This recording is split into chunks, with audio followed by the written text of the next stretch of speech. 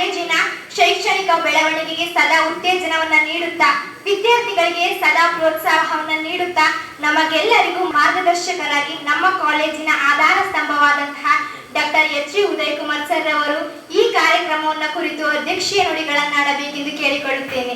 ನಮ್ಮ ಕಾಲೇಜಿನ ವಿದ್ಯಾರ್ಥಿಗಳು ಭಾಗ್ಯವಂತರು ಅಂತ ಹೇಳ್ಬೇಕು. ಎಷ್ಟೋ ಕಾಲೇಜುಗಳಲ್ಲಿ ಎನ್ಸಿಸಿ ನ ಕೋರಿ ಅರ್ಜಿ ಸಲ್ಲಿಸಿ 5 ವರ್ಷ 8 ವರ್ಷ 10 ವರ್ಷ ಆದ್ರೂ ಆ ಕಾಲೇಜುಗಳ ಎನ್ಸಿಸಿ ಸಿಕ್ಕಿಲ್ಲ. ನಿಮಗೆ ಗೊತ್ತಿಲ್ಲ, ಅದು ವಿದ್ಯಾರ್ಥಿಗಳಿಗೆ ಗೊತ್ತಿಲ್ಲ, ಅಧ್ಯಾಪಕರಿಗೆ ಗೊತ್ತಿದೆ, ಅದು ಯಾರಿಗೂ ಸಿಕ್ಕಿಲ್ಲ ಎನ್ಸಿಸಿ ಅಂತದ್ದು. ನಮಗೆ ಅದೃಷ್ಟ ಏನೋ ಗೊತ್ತಿಲ್ಲ. ನಾವೊಂದು 2-3 ಇಯರ್ಸ್ ಇಂದ ಪ್ರಯತ್ನ ಮಾಡ್ತಾ ಇದ್ದು, ಅದು 1 ಯೂನಿಟ್ ಕೊಡಿ ಅಂತ ಕೇಳಿದ್ದು, ಯಾವುದೋ ಬೇರೆ ಕಾಲೇಜಿಗೆ ಅಲಾಟ್ ಆಗಿರ್ತಕ್ಕಂಥ ಇನ್ನೊಂದು ಯೂನಿಟ್ ಅನ್ನ ತಾವು ದಯಮಾಡಿ ತಗೊಂಡ್ರೆ ಒಳ್ಳೇದು, ಇದು ವಾಪಸ್ ಹೊರಟೋಗ್ತದೆ, ಮತ್ತೆ ಇಲಾಖೆ ಇದನ್ನ ಮತ್ತೆ ಮಂಜೂರು ಮಾಡಲ್ಲ ಅಂತಕ್ಕಂಥ ಹಿನ್ನೆಲೆಯಲ್ಲಿ ಅವ್ರು ತಗೊಳಕ್ ನಿರಾಕರಿಸಿದ್ದ ಇನ್ನೊಂದು ಯೂನಿಟ್ ನಮಗೆ ಸಿಕ್ತು.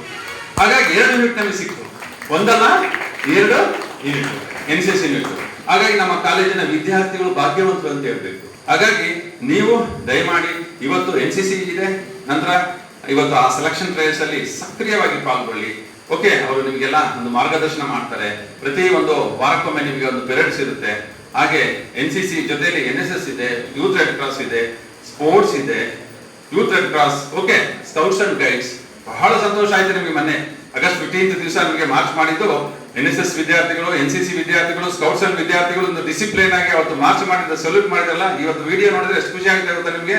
ಎಷ್ಟು ಜನ ಖುಷಿ ಪಟ್ರು ಅಂದ್ರೆ, ಸರ್ ನಿಮ್ಮಲ್ಲಿ NCC ಇದೆಯಾ ಅಂತಕ್ಕಂಥ ಆಶ್ಚರ್ಯಕರವಾದ ಮಾತನ್ನ ನಮ್ಗೆ ತಿಳಿಸ್ತಾರೆ. ಬೇರೆ ಪಬ್ಲಿಕ್ಸ್ ಇರ್ಬೋದು, ಟೀಚರ್ಸ್ ಇರ್ಬೋದು, ಬೇರೆ ಕಾಲೇಜಿನ ಅಧ್ಯಾಪಕರು ಇರ್ಬೋದು.